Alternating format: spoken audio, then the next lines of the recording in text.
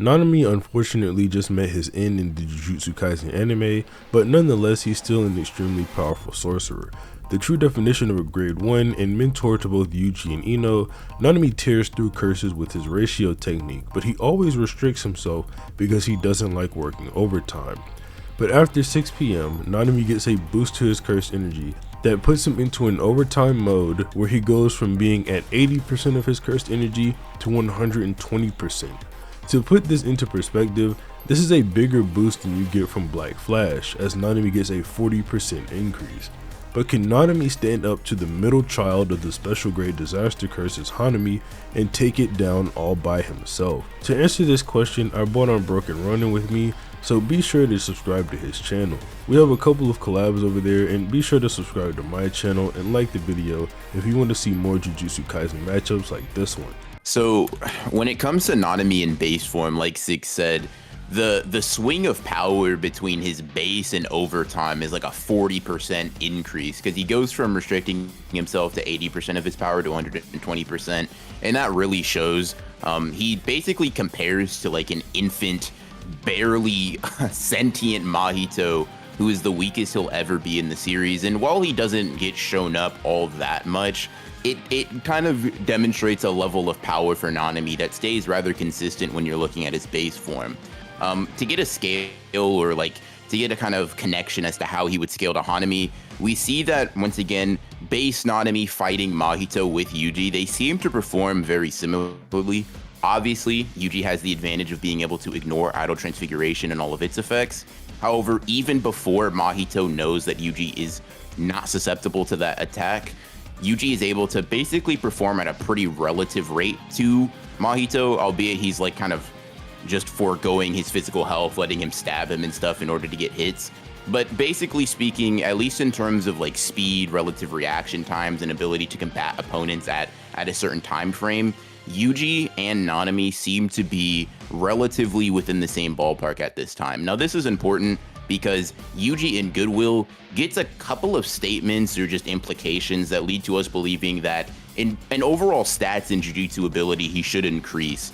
The first one being that Todo says in the midst of their training or fighting, whatever you want to call it, that Yuji is continuously adapting and growing. Likely this is in reference to his martial arts ability and control over cursed energy, but as we know and have seen numerous times in the series, the control over cursed energy, especially with physical fighters like Yuji, almost directly correlates to your ability to fight in a physical sense. Not only that, but Yuji develops an extra heightened sense of ability with cursed energy after he hits the Black Flash, gaining just the basic level of increase as well as the in the zone feeling that everybody gets immediately after landing that ability. This means that Hanami scales a little bit more relatively, even in his constrained form, to Yuji and Todo post multiple increases of power, whereas base Nanami basically scales to a unquantifiably weaker version of Yuji. It basically gives it the idea that throughout the fight, Hanami is really just going to be beating on Nanami.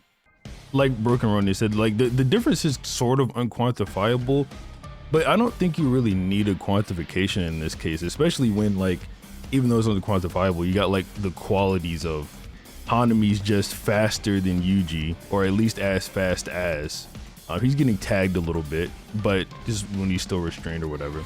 He's getting tagged a little bit, but Yuji should just be faster than when he was just super comparable to Hanami, at least, you know, pre-overtime. So, I mean, at this point in the fight, Hanami is pretty much just gonna be winning. Now, when Hanami pulls out his other arm, he becomes pretty much a different animal, but I mean, the same thing goes for Nanami. Like, he gets, like Broken Ronin said, like a 40% increase. And then this is where the main comparison between Yuji and Nanami that I wanted to make, or that I normally make when I talk about this topic, comes in the first place.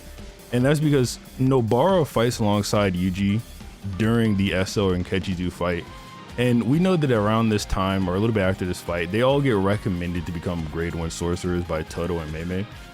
So whenever Nobara sees Nanami fight against Haruta, the miracle curse user or whatever, in Shibuya, Nanami's in overtime, and he's basically just pummeling this guy that was beating up Nobara, who's being recommended for grade 1. And it leads Nobara to the conclusion that Nanami is like the true definition of a grade 1 sorcerer.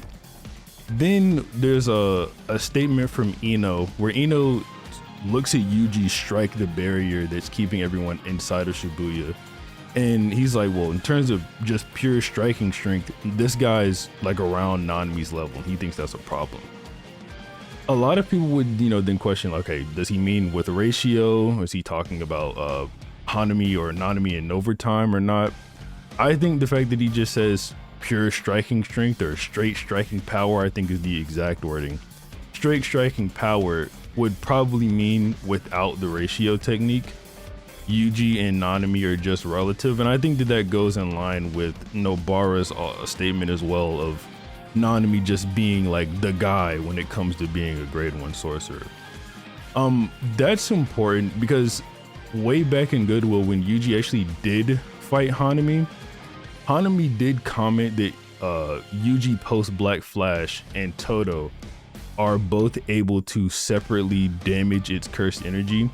Not by much, obviously, because they hit it like 50 times and it still doesn't die.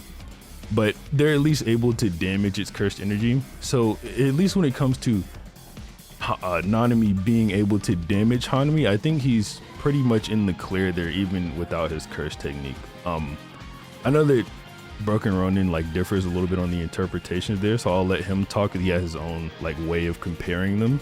But yeah, you can go ahead. Yeah. So at least I want to just offer this as a potential interpretation for people that think Nanami scales a little bit lower. Whether or not you think that it's talking about his base striking strength, no technique imbued or not, it is definitely possible just based on the way that Nanami fights that Ino is talking about how strong Nanami's attacks are when he is using the ratio technique and weakening his opponent. And if that's the case, it doesn't really matter because all it means is that he scales to a Shibuya Yuji. Shibuya Yuji obviously scales at least to his Goodwill form, and Goodwill Yuji scales high enough to actually hurt Hanami. So regardless of whether or not you think it's a low ball or high ball to say that Nanami's regular cursed energy imbued strikes are just as strong as Yuji's, it doesn't really matter because the end goal is just hurting Hanami, and it allows him to do that. Now, like as Six said, the big thing here is that being able to hurt Hanami on its own is good, it's impressive, and it's something to at least make the fight interesting. However, Yuji and Toto are able to hurt Hanami with their base strikes, but Hanami not only takes those, but goes on to take 4 more consecutive Black Flash attacks from Yuji. And keep in mind that Black Flash amps the strike not by 2, it doesn't just double it, right? It raises it to the power of 2.5. It's an insane increase. Meaning it's a ridiculous increase, which let's say the ratio technique isn't even incorporated into like Nanami's AP here. Even still, it doesn't have the narrative behind it that implies it is as great of a difference between a normal strength and a ratio imbued one as raising it to the power of 2.5. Like Hanami sat there and took 5 of these, plus dozens of other base attacks, plus strikes from Toto with Playful Cloud, and survived, right? I'm not gonna say it was just chilling, but Hanami wasn't dying immediately from these attacks, right? And on top of this, Hanami was able to strike back, especially after adapting to the technique of Boogie Woogie and being able to sort of get more acclimated to Yuji and Toto's fighting style, was essentially able to fight back against 2 characters that you can essentially think of for the sake of this context as 2 Yujis, one with the ability to teleport and swap places with everybody. So Hanami, even if put at a physical disadvantage from Nanami being able to like blow off his arms at a moment's notice with his technique, still isn't going to fall to just a couple of stray attacks. And I think one thing we can get into that we haven't really is like Hanami's abilities, because even if we think that statistically they are pretty relative because Hanami scales to Yuji and Toto, and at best Nanami scales to this version of Yuji as well in terms of speed and reaction time, but what Hanami has that Nanami doesn't really, besides the domain of course, are extra abilities that allow it and aid it in combat. For example, the wooden constructs that are able to just like completely disorient people, and even in certain examples can travel through its own wooden constructs to catch characters off guard, not to mention the cursed buds and the field of flowers that takes away someone's fighting spirit, which was potent enough to even work on Gojo. So like when we're talking, even if we say Nanami is relative to, if not slightly superior in every statistical category, Hanami's ability to make up for that with really impressive or useful hacks in this case probably make that fight a little bit more in Hanami's favor than people may think, just based off of Nanami's grade and the betrayal he has in Shibuya. Yeah, and just to talk about Hanami's durability a little bit more, one good way to look at it that makes Hanami seem really durable is take it from like an HP bar perspective in like a video game, as opposed to like the amount of strikes that it can take. Because if you look at it from like an HP perspective, since Hanami's made out of cursed energy and curses don't use reverse curse technique, the massive amount of cursed energy that the disaster curses have, complementing Hanami's already extraordinary durability. Keep in mind, this is someone who, if Jogo took the same strikes that it did, Jogo would just die. Like literally just die. That's what the volume extra says. Not be on his last legs, not be so weak and he has to retreat. Just die from those same amounts of strikes. Yeah, stops existing. He's exercised. And Hanami takes all those strikes and is still up enough that it can do a domain expansion. And we've learned, like, this was kind of hinted at whenever Sukuna like slashed Mahito in his domain and Mahito's domain went away. We've learned from Gojo versus Sukuna, or like it confirmed it, that if you get harmed enough, you can't keep a domain expansion up. So Hanami's taken all of that, the stuff that would kill Jogo, and can still expand the domain. That's pretty insane when you put his durability into perspective that way. 100%. And you know, this is something I didn't even think about when we were discussing the topic beforehand, right? But chapter 231 actually gave us a really funny way to, like, you can take this with a bit of with a grain of salt, right? But just follow me here, because this is the first time I'm bringing it up to you too.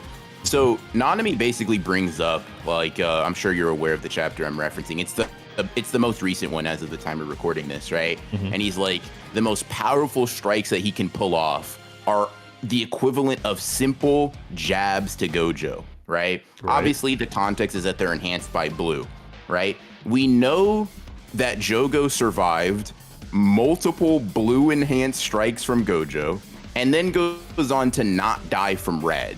Now, that same character is significantly less durable than that Jogo is significantly less durable than Hanami, and Hanami just completely outclasses Jogo in terms of durability. So when you look at it as Nanami's full power, potentially ratio imbued strikes scale to like a normal Gojo punch, and red is like 2 times the cursed energy output of blue, you don't have to take it all that seriously, but it's a really funny thing to think that like Nanami is going to just be like Hanami would be able to statue all of Nanami's strikes based off of this like potential interpretation. You could say Nanami's exaggerating. He's definitely being like very down on himself here. This could be like more of a character informing statement from him rather than one that is definitively the case. But just as we were comparing Jogo and Hanami, I immediately went to this and realized, wow, Nanami, if this is true, Nanami really put himself in his place AP wise, because basic Gojo jabs, like Jogo wasn't tanking those, but he wasn't dying either. And that puts things into perspective. So I mean, like that too might be the correct interpretation as well, because thinking about it, Hanami did get exercised by Gojo's like limitless, but he was amping it to a crazy amount. Like I've never seen Gojo's limitless barrier, whatever you want to call it. I've never seen that limitless barrier get just that big off of Gojo amping it, and that's what took Hanami out. And Hanami was weakened at that time, and it even withstood it for a little bit. Like it was cracking, but it withstood it for a little bit. So maybe that is consistent. If so, then it's the case that it's gonna be like Nanami's gonna need like 1,000 strikes to put him down. I'm exaggerating, obviously. Yeah. But he's gonna need tons of strikes to put Hanami down. And then we haven't even talked about domain expansion. We saw in this fight with Dagon Nanami's strategy when it comes to domains is just like, I mean, like take it and hope he survives. Like, and it's funny too because you would think he would get caught in Mahito's domain and be like, I gotta figure out a way against this, right? I gotta learn simple domain. I gotta learn something, right? Because he was caught in Mahito's domain. Cool, caught him off guard, right? He resolved himself to die. Then we see in Dagon's domain, Nanami just doesn't have a counter. His counter is just like kind of hope the character isn't strong enough to immediately one-shot him. Yeah. You know, a great strategy when going up against a special grade curse like that. So I mean, you know, maybe that'll work a little bit with Dagon because Dagon, you know, with 70-30 split. But so like, what if in Hanami's domain, he like deploys sure hit curse buds at him? What does he do then? Yeah, because for all those who may not remember, the curse buds just basically drain you of your cursed energy. So, like, it doesn't even, in a domain context, if they're sure hit, it doesn't even matter if Nanami would have the wherewithal to think, oh, okay, I need to deactivate my cursed energy, because they're just going to spawn on him. And as we see with Megami, the usage of cursed energy immediately starts draining it and giving you serious injuries. And let's be real here. If we're talking about Nanami in overtime, with the ratio technique not being able to do really serious damage to Hanami, what do we think a cursed energyless Nanami that's like on the brink of death is going to do? I mean, really, right? Yeah, I mean, nothing. He's finished at that point. He's going to have to resolve himself to die again, just like he did with Mahito. Yeah. I mean, and then like, okay, outside the domain, sure, he can use the same type of maneuver that Todo did to avoid the curse bites. That's cool because he's a high grade level sorcerer. It's not out of the realm of possibility that he could think of a counter like that. But inside the domain, I mean, he's just gonna get hit. I mean, if Hanami's sure hits are the like take your will to fight away the cursed buds and all those weird techniques he has outside the domain, maybe those are just like, you know, skills applied to the curse techniques similar to the Limitless. But still, if those are the curse techniques that are sure hits, then inside the domain, he just can't do anything. He doesn't know Falling Blossom in Motion. He's not from any of the big three families. He doesn't know any simple domains, or he would have used it against Dagon and Mahito. So it's just like when domain comes out, even if Nanami had a chance beforehand, he has no chance at that point. He just loses. Yeah, and I don't even want to like. I want to shoot Hanami some bail here, even though we've been doing that the entire video. I don't even think it's absolutely necessary, right? Under like, if they fight 10 times, I don't think Hanami has to resort to a domain every single one of those times. I think there are definitely realities in which like a Hanami that isn't super damaged just throws out the flower field and then just immediately goes into trying to like finish off Nanami. I mean, it was able to, like, Gojo remarks that Hanami is extremely good at hiding its presence and like moving really quickly because it's able to deploy a flower field, grab Jogo's head, and then just dip from the 6 eyes in a matter of seconds, right? And Nanami's no slouch, like he's definitely not like some tactical idiot or anything, but if his guard is basically lowered to 0 and then he's just comboed with Cursed Buds or some other ability that can basically probably skewer him, it's not looking good. Domain is definitely a last resort, but I think even without it, Nanami is going to have a really, really tough fight on his hands. The best case scenario this goes for Nanami is Hanami comes into the fight constrained. He gets to beat up on it a little bit. And then immediately when Hanami recognizes he's a super threat, he pulls out his other arm, starts trying a bit more, and then after domain, you know, he's just done. That's the best case scenario that I can see, honestly. Yeah. I think it's pretty hard to, like, in an honest way, say that Nanami would walk away with the W. Yeah, I mean, we just, like, he just doesn't have a great track record in these 1v1 scenarios. I mean, versus Mahito, he, like, crushes him and then leaves because he can't kill him. Versus Dagon, he's accompanied by the second fastest sorcerer alive and Maki, and still isn't really able to do all that much, you know what I mean? Hanami isn't like a Mahito for sure, right? And maybe you could argue you don't think he's like Dagon, depending on your argument, but like Nanami has never really shown off that he's able to put down cursed spirits of this level individually, right? It's just always been something that he's required help with, or he just simply has known that he isn't able to do. The ratio technique, maybe if he's locked in, right? He pulls off a couple of black flashes. Yeah, maybe we can talk, right? Because Nanami is, I guess, tied with Yuji for the record holder of 4 black flashes consecutively. So it's not impossible that he gets them. But I'll just say the fact that he never got it versus Mahito, he never got it versus Dagon, and he only gets it in like volume 0 versus this like fodder cursed spirit that has no feats, tells me that he's not like Yuji. We shouldn't bet on him getting a black flash, right? Yeah. It shouldn't be something that we assume he brings out in the fight. If he does, maybe it would do some serious damage. But Hanami's shown they're able to come back from a black flash or 5, right? So it's not the end of the world. It's not like bringing a black flash onto the table just immediately reverses everything into Nanami's favor. But then too, Nanami sort of puts himself in his place again with the whole if he's skillful enough to just keep using black flashes, because when he talks about it, he's just like, yeah, I got lucky. Yeah, I got lucky. So I mean, it's probably not gonna come out, but that's pretty much all I have to say about it. Obviously, go check out Broken Ronin's channel. He makes great JJK content, and subscribe to my channel too. But if you want to say anything. Just appreciate you having me. I have a lot of JJK versus battles on my channel, and you're probably going to start seeing some stuff where I'm collabing with Six over there too, if you're interested.